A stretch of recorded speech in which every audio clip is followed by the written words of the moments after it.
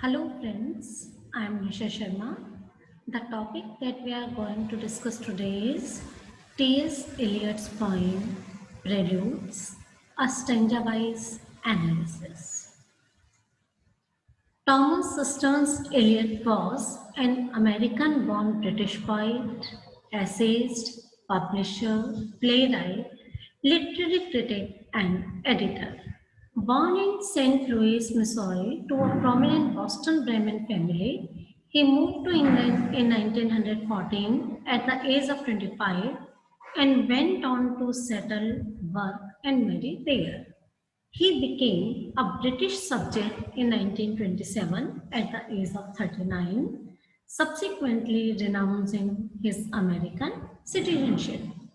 Considered one of the 20th century's major poets, Eliot attracted widespread attention for his poem, The Love Song of J. Alfred Prufrock in 1915, which was seen as a masterpiece of the modernist movement. It was followed by some of the best known poems in the English language, including The Wasteland, The Hollow Man, Ash Wednesday, and four quartets. He was also known for his seven plays, particularly Murder in the Cathedral and The Cocktail Party. He was awarded the Nobel Prize in Literature in 1948 for his outstanding pioneer contribution to present-day poetry. T.S. Eliot, the 1948 winner of the Nobel Prize in Literature, is one of the giants of modern literature, highly distinguished as a poet, literary critic, dramatist, and editor and publisher. In 1910 and 11, while still a college student, he wrote Love Song of J. Alfred Prufrock and other poems that are landmarks in the history of literature. In these college poems, Eliot articulated distinctly modern themes in forms that were both a striking development of and a marked departure from those of 19th century poetry. Within a few years, he had composed another landmark poem, Zarontian, and within a decade, one of the most famous and influential poems of the century, The Wasteland. While the origins of the wasteland are in part personal, the voices projected are universal. Eliot was almost as renowned a literary critic as he was a poet. From 1916 through 1921, he contributed approximately 100 reviews and articles to various periodicals. Eliot is also an important figure in 20th century drama.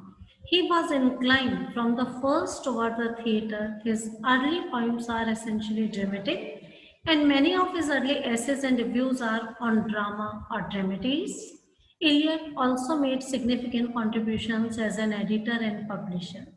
From 1922 to 1939, he was the editor of a major intellectual journal, The Criterion, and from 1925 to 1965, he was an editor oblique director in the publishing house of Faber and Faber. In both capacities, he worked behind the scenes to nurture the intellectual and spiritual life of his times. Although Eliot was blessed with a happy childhood in a loving family, he was early puzzled by a sense of homelessness.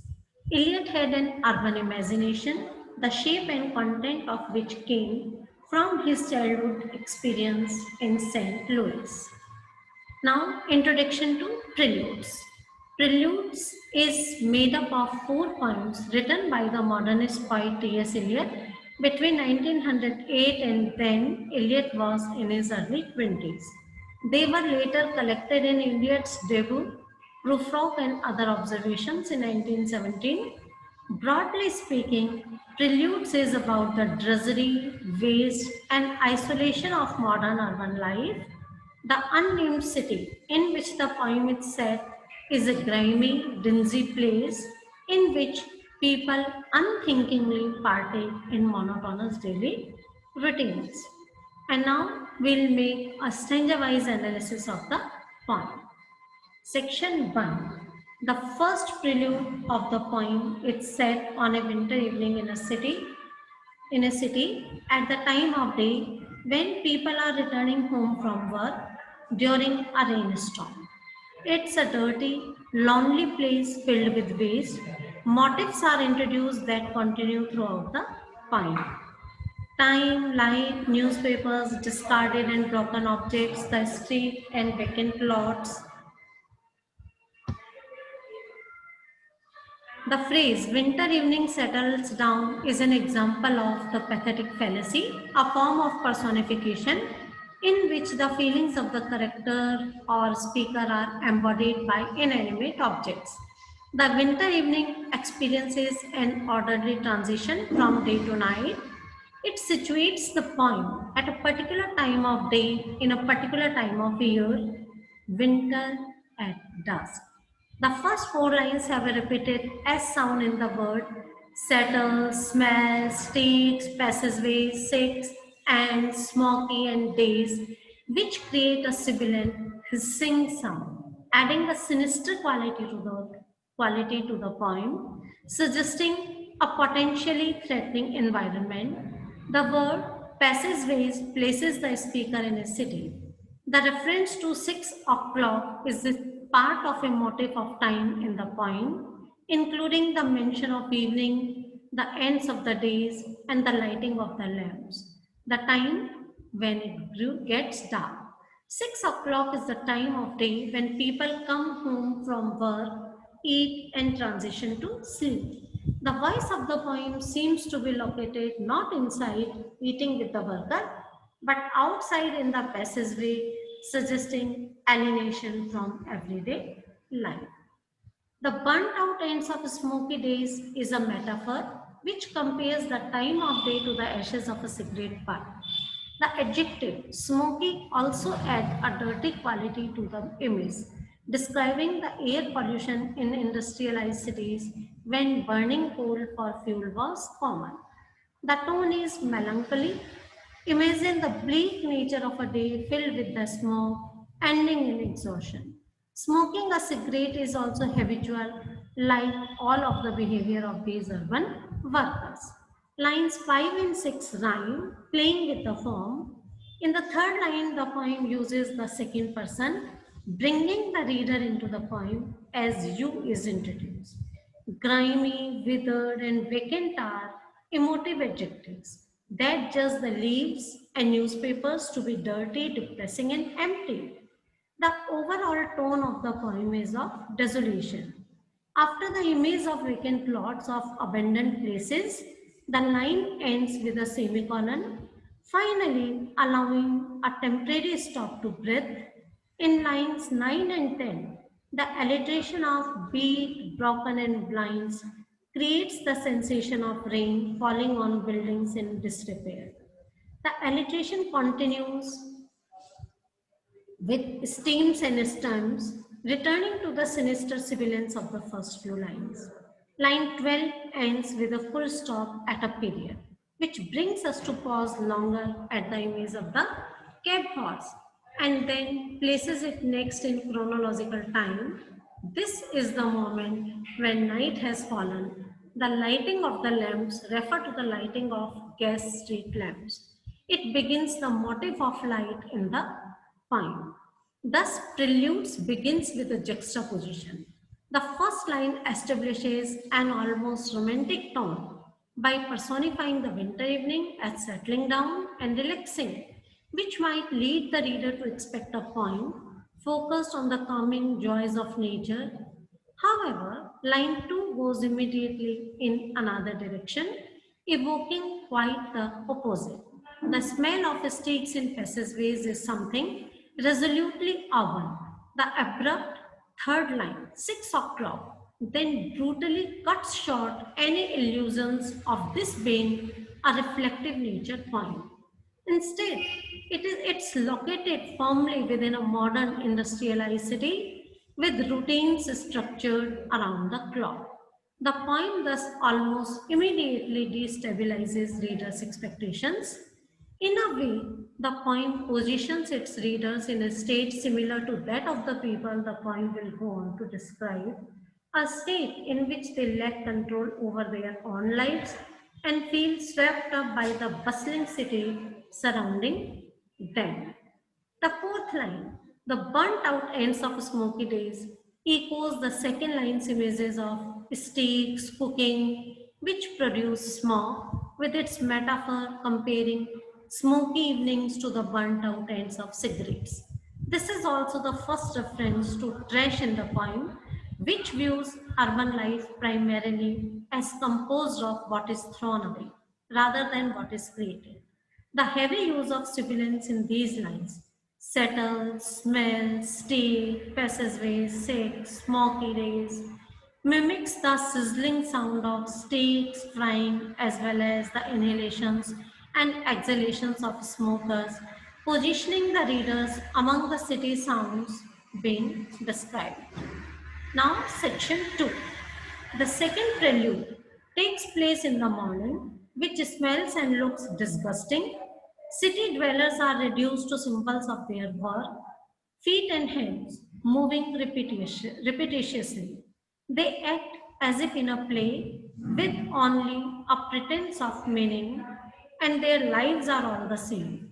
The morning comes to consciousness is another example of the pathetic fallacy, repeating the form of the first line of the stanza. The morning is the subject and it is conscious of the smells of the city. The olfactory imagery of the smell of say, steaks in passageways of the evening in the first stanza is replaced here with the day after olfactory imagery of faint stale smells of beer. It places the poem in time, the morning, through sensory experiences of orderly narcotic food and drink consumption. The stimulant of coffee replaces the depressant of beer. The S sounds in comes, consciousness, stale, smells, sawdust, street, and stains echo the sibilance of the first stanza, again bringing a hissing, sinister quality to the sound of the poem. The street then becomes the subject with feet that belong to it. Into synecdoche, all its muddy feet and all the hands that are raising dingy shades, body parts come to represent working class city dwellers, implying that they are merely the sum of their repetitious actions and that they are passive slavers to the city. The poem extends the observation to the entire city and generalizes it through the hyperbole, 1,000 furnished rooms. Furnished rooms are cheap and impersonal. This points to the uniformity and degradation of lives living in a city organized by clock time. By implication, the poem seems nostalgic for a simpler, cleaner, and more individual human lifestyle before industrialization, a pastoral idea. As the shades are raised, light is let into the room. The line about dingy shades create a moment where a figurative curtain is raised on the drama of the city dwellers. This is a vision of unceasing mechanical monotony and vulgarity. The emotive adjectives sawdust, trampled, muddy, and dingy make the city feel disgusting. The metaphor with the other masquerade suggests that the people of the city are playing roles, wearing masks, pretending to have a meaningful life, with the claim that the time resumes the masquerade, time is personified as a director of the play of city life. This time is industrial time, mechanically organized by the clock. The speaker, the one who thinks, seems depressed at his visions. Now, section 3. The third prelude introduces a character who the speaker addresses directly. She lies awake at night, thinking of her debased life. Then, at dawn, she experiences a consciousness of the world as she prepares for her day. This stanza is written in the second person, speaking directly to you, a subject who in the first 6 lines lies awake at night with insomnia. There are 3 moments in these 6 lines, separated by the pauses of the semicolons. Because the setting is a bed with its sexual connotations and the subject is lying on her back, critics have read this character as a prostitute. Eliot said that this stranger was influenced by his reading the novel Bobo de Montparnasse by Charles Louis Philippe, which is about a prostitute in Paris. The second line could refer to waiting for a customer. In the third line, the night is personified as the morning was in the second stanza. It's also ironic that the night is revealing since it is dark, as opposed to light, which usually reveals. The thousand sordid images is a metaphor for the smutty imagination of a debased woman. It echoes the thousand furnished rooms, but this time, rather than being hyperbolic, it diminishes her soul, which should be infinite, to a finite number of images. Her soul has the qualities of a dream, but plays while she is awake, but in the dark of night. The sordid images also note to the honor of this poem. It is an imagist poem. Imagism was an organized modernist literary movement led by Eliot's friend and editor Ezra Pound, in which Eliot participated. The poem takes a longer pause after the play of images on the ceiling with a period so that you may linger there and imagine. The next three lines all begin with and but no punctuation, suggesting a rapid sequence of perceptions. All the world is personified. It left in the night but came back in the morning. The light is also personified as a sneaky subject who creeps and is blocked by the shutters. Then it turns from a sight impression to a sound impression with you heard the sparrows in the gutters. Hearing the sound of birds is a symbol of spring in classical poetry, but here they are the most drab birds. Sparrows in the most lowly urban setting, the gutters. The world is as bleak as her soul. Then there's the complex line. You had such a vision of the street as the street hardly understands. The street here is metonym or substitute for the world. It is also another example of personification and sends us back to the sawdust temple street in stanza 2. Since we learned in that stanza that the feet of the pedestrian belong to the street, through synagogue, the people of the city also belong to the street. But the street is dumb. It hardly understands its power. But this woman, even with her limited soul, has the consciousness to see for a moment a vision of the street and so the world. She starts to get ready for the day, removing the papers from her hair, which were used as a cheap way to get a curl. The papers also echo the newspapers from vacant plots in the first stanza. Notice that the poem refers to your hair but not your feet. It is possible that the yellow soles of feet are not her own but those of a male customer. This image also continues the persistent motif of feet and hands, which, especially when described as yellow and soiled, describe working class people which allow them to do dirty work. This language can be read as insufferably classist, but there is also a sympathetic imaginative gesture in granting this woman a soul with a vision. Section 4. The fourth prelude, written several years after the others, introduces Christian imagery. Christ is imagined in the sky, blocked by the city, and in the street, trod upon by pedestrians. The poem returns to the evening routines of the working class, numbed by nicotine and news. The speaker then gets personal about his emotional experience of a religious impulse intertwined with his poetic imagination. Then he dismisses these fancies with an embarrassed gesture and ends with an image representing a spiritual void. Stanza 4 introduces a new male character in the third person, also with a soul. His soul is either stretched or trampled, and thus is enduring discomfort. There is a special connection to the images of the soul of the woman on the ceiling in stanza third. But the scale of his soul and the horizontal image of it being stretched across the skies suggests a religious allusion to Christ's cruciform position. The streets, the character personified as the world in stanza 2 and 3, is being trampled by the feet. This image of the street taking on the suffering of the world also becomes a metaphor for Christ's suffering.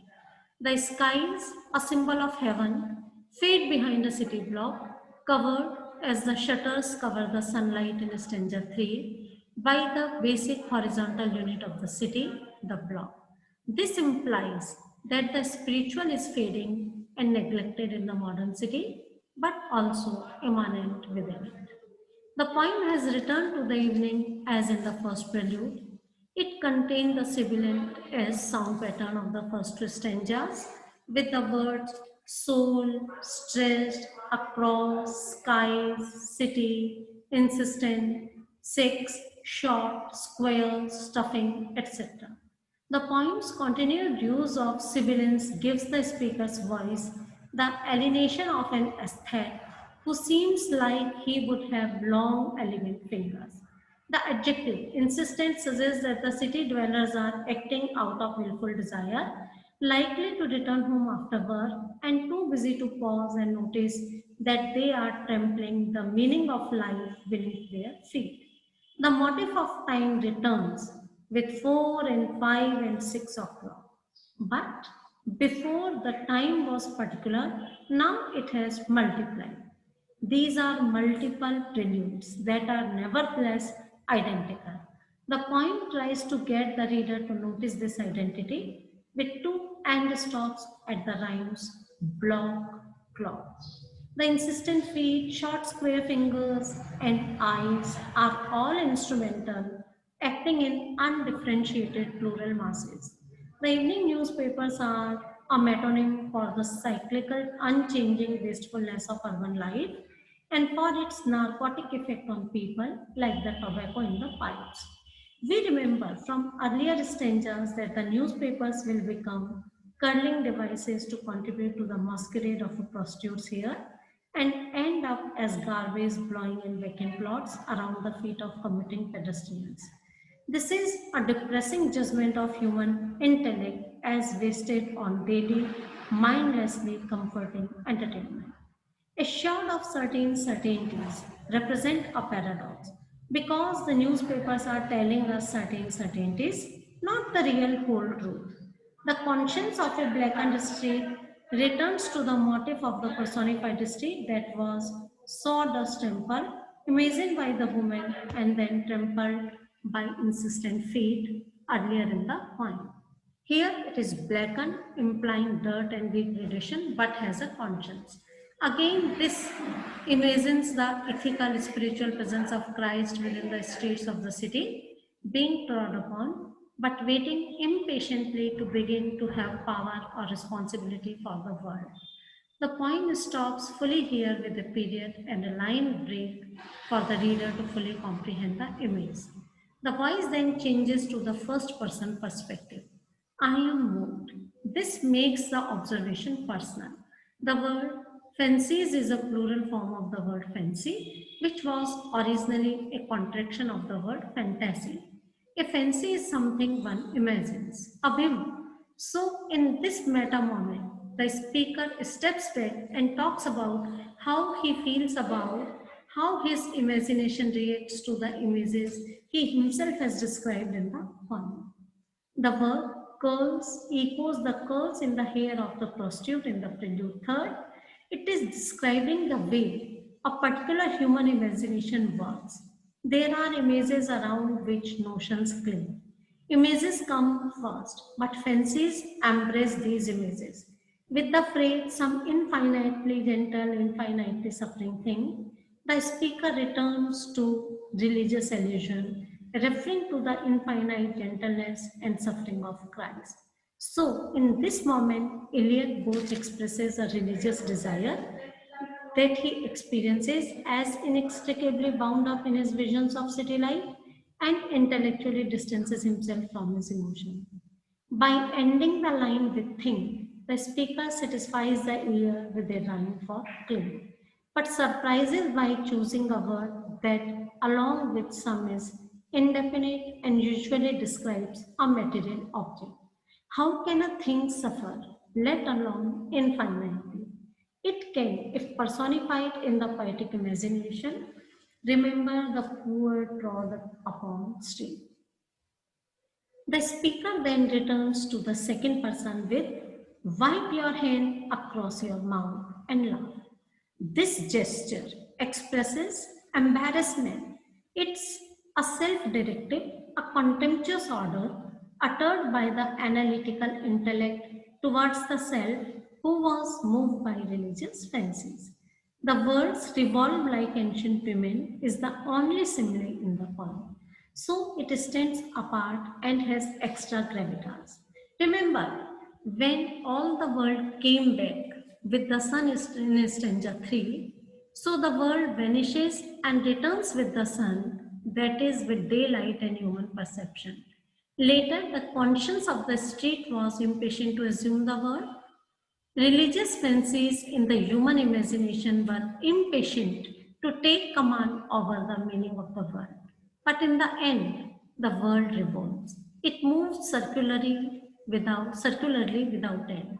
The preludes continue over and over without the advent of meaning, a Messiah who would break through the meaningless cycle of life and death. Ancient refers to the old problems of the human condition. Women are physical representations of the cycles of life because they give birth. The last image is a paradox because they gather substance to burn, to light the world, so they can see it, keep warm, and cook their food. But they are getting it from an empty space in the city. Those vacant plots from the first stanza. There is nothing of real substance there. The world is a spiritual void, yet we continue to live in it. This describes our meaningless existence. The poem ends in despair. Thank you.